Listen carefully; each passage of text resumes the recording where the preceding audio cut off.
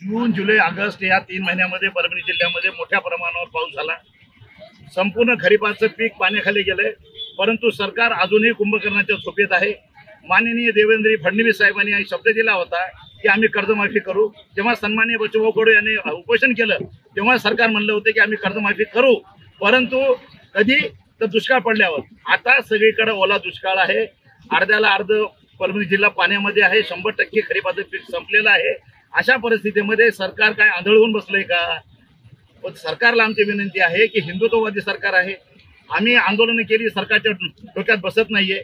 आज आम्ही देवाभाऊंना विनंती करतोय की आपण ह्या भक्तिमय मार्गाने आपल्याला विनंती करतोय की आपण आता तरी शेतकऱ्यांची कर्जमाफी करावी आणि परभणी जिल्हा ओला दुष्काळ जाहीर करावा आणि सरसकट कुठलाही पंचनामा न करता 75,000 रुपये हेक्टरी मदत द्यावी।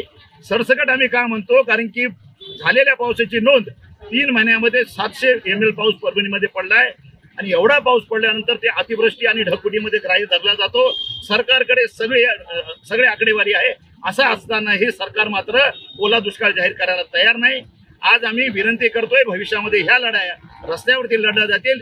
देवाला विनंती करतोय, म्हणजे आदरणीय देवाभाऊ जे परभणी जे महाराष्ट्राचं नशीब सुद्धा घडवतात आणि शेतकऱ्याचं वाटोळं पण करतात, या देवाभाऊला आज आम्ही भक्तिमय मार्गाने विनंती करतो।